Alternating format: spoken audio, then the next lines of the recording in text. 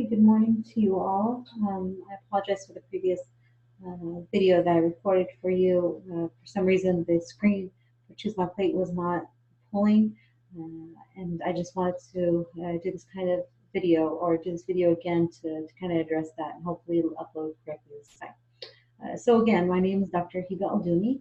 I'm a nutrition professor here for you this semester.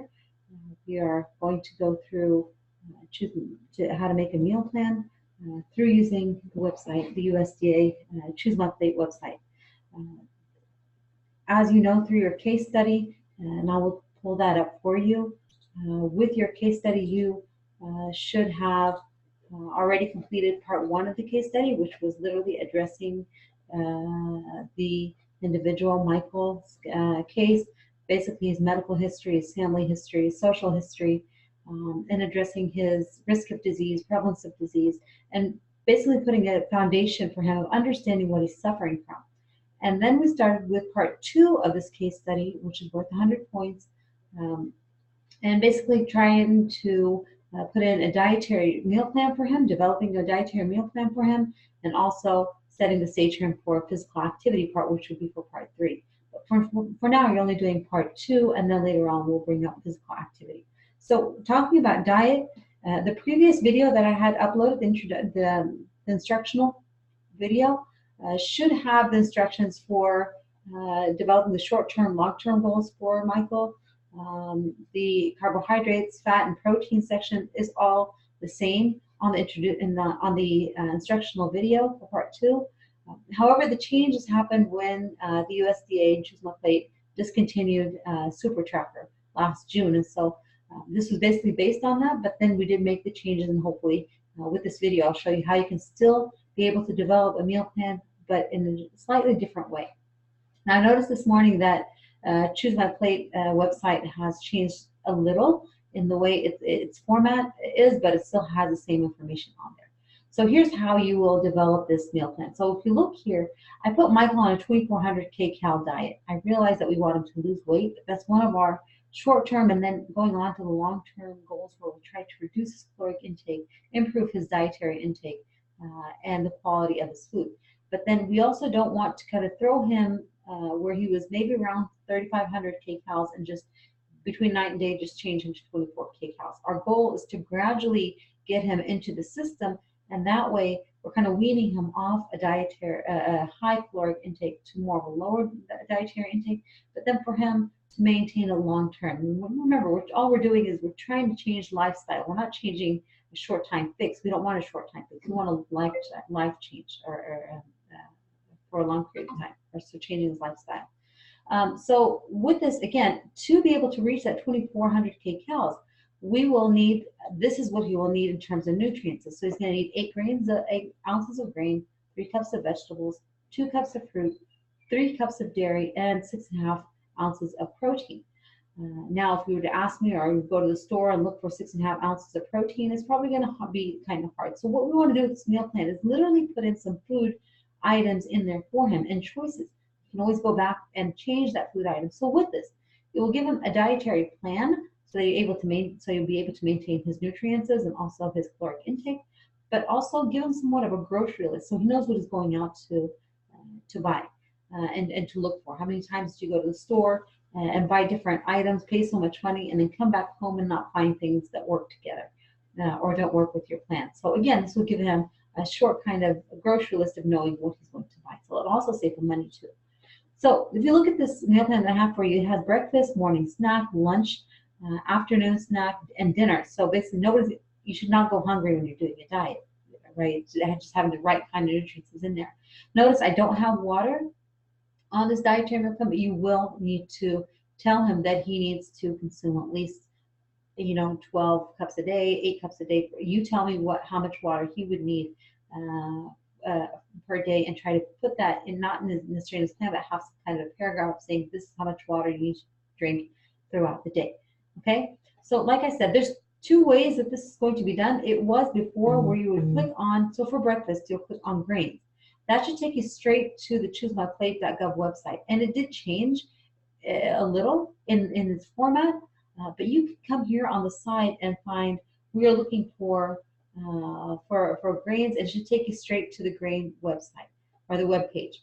This was dark blue before, now it's grayish, but still, you're going to always leave the first panel and go to the second panel that has the ounce equivalent or the cup equivalent of that nutrient. Click on that. And that will take you to the different foods. And so it'll give you the option of, see this column where it says 1 ounce equivalent, this one, third column, and this is where we're looking at. But again, if it says whole grain, I want you to say whole grain. If it's regular, we're going to say regular. So say, for example, I wanted to have bagels for breakfast. So I'm going for, what was it, 2 ounces of, we're going for the 2 ounces of grain. So let me show you. So I'm not doing this. Again, I'm able to share with you. Now I'll be able to share with you the Choose My Plate website with you. And hopefully be able to see it this time. Let me share my screen with you. I'll just do it that way. Right. So when I came here, I was able to get to this side where it will take you to bagels. So I have a whole bagels. Again, this is the side where I have the 1 ounce equivalent. Let me go back just a second, just in case this does not show the first time. I clicked on the grains here on breakfast, and it took me to the grains website page on ChooseMyPlate. So not the first panel, the second panel. Click on it. It'll take you to the 1 ounce equivalent of grain. Remember, this is 1 ounce. If I'm going for 2, I'm going to double. If I'm doing half, I'm going to split it in half. So if I'm doing 2 ounces of grain and I want to do bagels, I'll do 2 mini whole grain bagels. See that? 2 mini whole grain bagels, and put that in for breakfast. Okay. And then I'll go back to the case study again. You will see I need 1 cup of fruit. Click on it. It will take you to the fruit site. And again, leave the first panel, go to the second panel. It does have very good information, by the way, but this is just putting for the meal plan. So go here. Say, for example, I want to do 1 cup of applesauce for him. You can choose from whatever you want. And again, depending on the amount. And just continue to do that with the rest of the food. So dairy is very important when we're thinking about Michael. Oh, sorry, this seems to be down today. So when we're thinking about lactose intolerance, remember, the harder the cheese, the less lactose it has in it. So if you want to choose cheese, you might want to choose the harder cheeses. And I realize he's lactose intolerant, but remember, lactose sensitivity and lactose intolerance is a spectrum. So it can be anywhere from severe to severer to very much severe, or not being able to tolerate lactose at all due to that lack of lactase enzyme. But still, he might be able to experiment. This is just really to give you an idea of what kind of foods he may be able to consume. So the harder the cheese, the better. So not cheddar cheese, not cottage cheese or cream cheese. You might want to go for cheddar or some of the harder cheeses. For milk, probably for the whole milk, the regular milk if you can. If not, soy milk, almond milk, lactose-free milk would be a good option as well. So just choose from those when you're doing dairy. So a little bit be more cautious when you're doing dairy especially. Other than that, go on, do the morning snack, same way, and you should be done. So just 1 meal plan, don't do B and C, just 1 meal plan. And I do have an example here for you of the way I want it to look. So you have your breakfast. Again, tell me it's 2 ounces of grain and what it's equivalent to. If it's whole grain, you're going to say whole grain. It doesn't matter if the grapes are seedless or have the seeds at this point. And then just go on with your lunch, go on with your afternoon snack and your dinner, and you will be done with your dietary plan. It's not complicated. It's something you can do for yourself, for your family members. Again, it'll save you time. It'll save you money if you were to put in a kind of a meal plan there for a grocery list for you in every way. So it works that way. One more thing I wanted to point out, because this website it looked different to me this morning. If you were to go to actually choose my plate, let me click out just a second. If you were to go to choose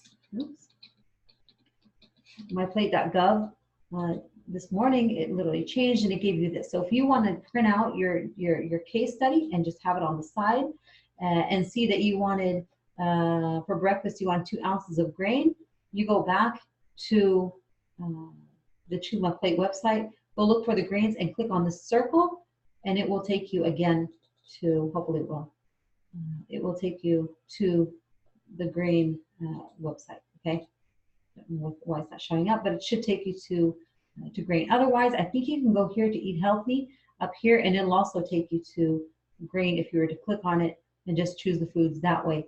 If, because it's been going on and off, it's been giving different sides to the page, different images and different ways it's set up, basically different settings. So try those two ways, either clicking from the PDF that I gave you on the case study. If it's not taking you to where you need to be, or it's going down, then you might want to go to the ChooseMyPlate.gov on your browser, and then click on Eat Healthy, and then choose your food from the panel you have here. Again, you're leaving the first panel, going to the second panel, and then choose the equivalent quantity or amount of that nutrient as well. Okay, hope this helps. We will do more of these meetings again to hopefully walk you through part 3 of the case study. So stay tuned, and you guys have a good weekend.